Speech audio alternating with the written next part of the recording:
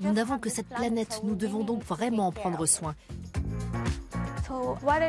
Ce que je souhaite, c'est que les gens reviennent à la culture de la réutilisation.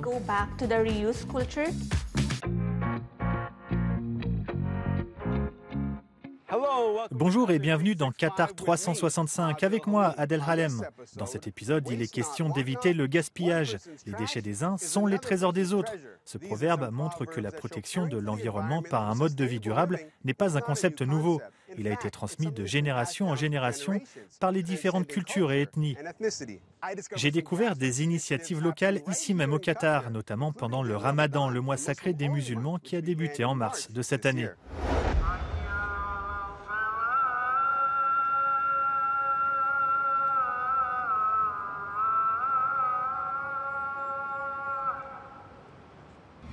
Alors que le soleil se couche sur la cité de l'éducation de Doha, 1500 personnes se rassemblent sous cette tente pour rompre leur jeûne ensemble, avec une touche de respect de l'environnement. Cet iftar est un peu spécial parce que nous visons le zéro déchet. Il n'y aura donc pas de déchets alimentaires ni de déchets d'emballage. Les emballages sont compostables et biodégradables et tous les déchets alimentaires excédentaires sont mis dans une poubelle séparée, puis compostés et utilisés pour l'aménagement paysager de la cité de l'éducation.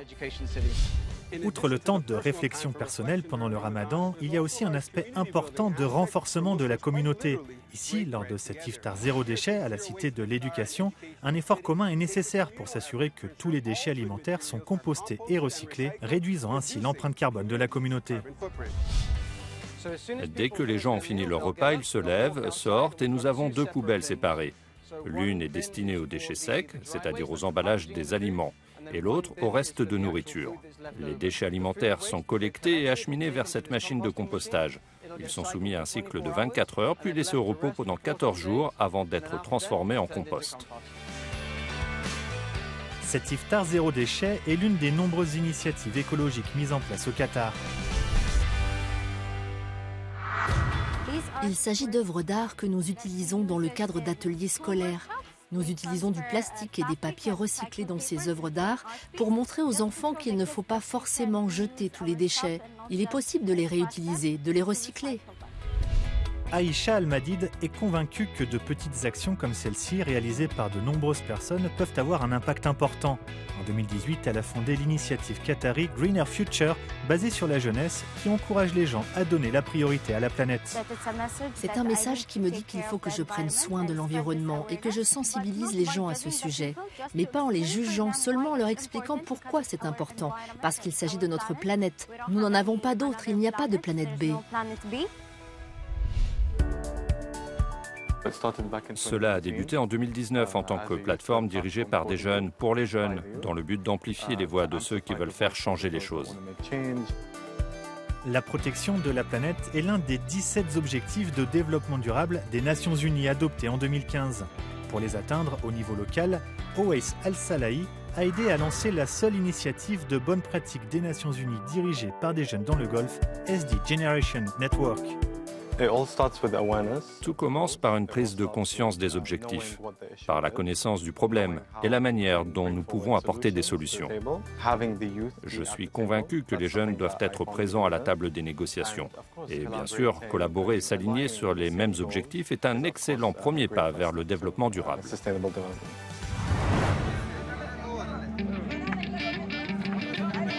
De retour à la cité de l'éducation, l'objectif zéro déchet n'est pas encore atteint, mais les dirigeants de la communauté se sont engagés à protéger la planète. Un hadith dit que personne ne croit vraiment tant qu'il n'aime pas pour son frère ou sa sœur ce qu'il aime pour lui-même. Donc, tout comme vous voulez de l'eau, tout comme vous voulez ce repas, vous devez penser que la personne derrière vous ou à côté de vous veut aussi ce repas. Nous essayons d'aider les gens à se rappeler de cela quand ils mangent, de ne pas gaspiller, de finir ce qu'ils ont dans leur assiette. Souleiman Ba a participé à l'organisation de cet iftar, l'un des piliers de la foi selon lui. Si vous pensez aux autres, vous ne prenez que ce dont vous avez besoin. De nombreux versets du Coran disent « Koulou washrabu » mangez et buvez. L'idée de ne prendre que ce dont nous avons besoin de l'environnement sans lui nuire est très profondément ancrée dans l'islam. Un militant bédouin de l'environnement appelle chaque habitant du Qatar à planter un arbre ou à en préserver un. je me suis rendu à la ferme d'Ali Taleb Al-Henzab, à environ 1 heure à l'ouest de Doha, pour découvrir pourquoi il pense que les connaissances indigènes peuvent être utilisées pour protéger la planète. Ali, pourquoi vous impliquez-vous autant dans la protection de la planète ? Nous considérons les plantes comme des usines à oxygène. Il ne faudrait surtout pas que notre bétail soit en danger sans végétation. Aujourd'hui, nous cultivons une grande variété de plantes et d'arbres afin de s'assurer de la bonne santé du bétail, des bonnes conditions météo et de purifier l'air. Comment pouvons-nous nous inspirer des méthodes traditionnelles de culture et de préservation de la terre, de la nature et de l'eau ? La première chose, qui est l'élément clé, c'est d'être respectueux. Les gens qui vont dans le désert ne doivent pas nuire à l'environnement ou être des ennemis de l'environnement. Nous devons laisser l'endroit tel qu'il était. Deuxièmement, nous plantons les plantes dans le sol en fonction de leur origine. Les plantes des montagnes appartiennent aux montagnes, et les plantes du désert appartiennent au désert, etc. Troisièmement, nous sélectionnons les arbres pendant la saison agricole en tenant compte de la position des étoiles et des zones de précipitation. Cette approche permet de réduire l'attention et les soins dont ils ont besoin. Quelles sont les compétences que votre père et votre grand-père vous ont enseignées pour vivre en harmonie avec la nature ?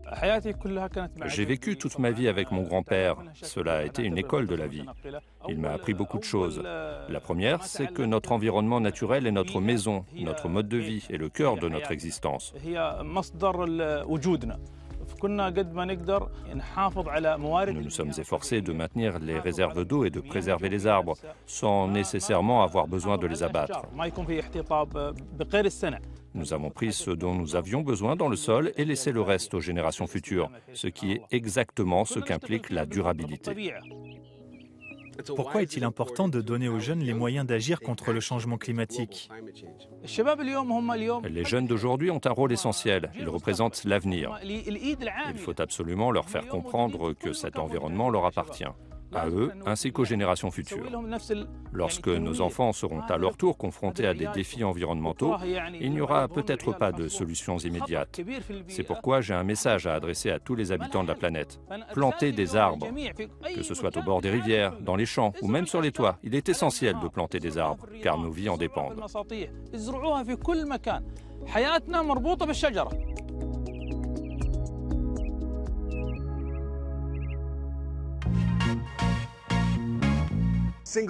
Les plastiques à usage unique et les déchets d'emballage finissent dans les océans et les décharges du monde entier. La solution pour réduire ces déchets est assez simple, passer à des options écologiques ou biodégradables. Ici au Qatar, de plus en plus d'entreprises agissent. Leila Oumaira a rencontré 2 petites entreprises désireuses d'apporter de grands changements dans le monde. Ces granulés étaient autrefois un mélange de compost et de déchets alimentaires. Ils sont introduits dans la machine en tant que matière première et en ressortent en quelques secondes sous forme de couverts biodégradables. Ces produits jetables écologiques sont fabriqués par la start-up qatari Enavra. Tout a commencé en 2019 lorsque Saoud Al-Emadi et Abdullah Chat étaient encore étudiants en ingénierie. Nous sommes allés dans certains cafés où les pailles en papier étaient très difficiles à utiliser pour boire.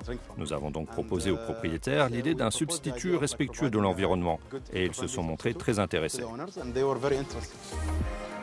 Après avoir testé différents matériaux, Saoud et Abdullah ont finalement découvert que les graines d'avocat mettaient beaucoup moins de temps que les autres à se décomposer naturellement. C'est ainsi qu'une idée a germé dans l'esprit des 2 jeunes entrepreneurs. Les graines d'avocat, qui sont l'un des principaux déchets utilisés, possèdent le composant fondamental pour faire un bioplastique compostable et biodégradable. Et jusqu'à présent, l'activité porte ses fruits. Depuis l'usine, les couverts biodégradables d'Enavra sont acheminés vers les cafés et les restaurants de tout le Qatar. Et comme de plus en plus d'entreprises font le choix d'abandonner les plastiques à usage unique, la décision de s'associer à Enavra est une évidence pour les chefs d'entreprise. En optant pour les produits Enavra, vous choisissez un produit de meilleure qualité, respectueux de l'environnement et biodégradable en l'espace d'1 an. Vous contribuez ainsi à la protection de l'environnement et à la réduction des déchets plastiques. Vous choisissez également un produit dont le prix est très compétitif par rapport aux autres produits écologiques. Du recyclage à la réutilisation. Dans un autre quartier de Doha, Victoria Ahmad s'occupe des commandes de son entreprise écologique Refill to Save. Cette start-up encourage les gens à réutiliser les bouteilles en plastique en les remplissant de produits de nettoyage qu'elle vend. Du savon pour les mains à la lessive, en passant par les nettoyants pour le sol, Victoria facilite la tâche de ses clients en leur apportant directement les produits. Voici la station de remplissage. Elle se trouve dans la voiture. Nous voulons être mobiles, disponibles, pas seulement à Doha, mais aussi dans d'autres municipalités proches. Il est important de venir vers nos clients, car nous leur demandons de changer de mentalité. Aujourd'hui, elle a garé sa station de recharge mobile devant l'académie Osage de la Fondation du Qatar. Les élèves et les enseignants ont apporté leurs propres bouteilles en plastique vide pour obtenir une recharge du produit de nettoyage de leur choix. Pour l'école, faire équipe avec Victoria est également un moyen d'éduquer les élèves et de leur inculquer dès leur plus jeune âge de petites habitudes respectueuses de l'environnement qu'ils conserveront à l'âge adulte. Éduquer les jeunes est également une grande partie de la mission de Victoria, qui espère ramener la société à une époque où l'on consommait moins.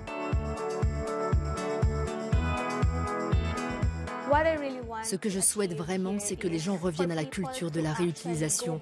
Parce qu'il y a des décennies, c'est ce que nous faisions.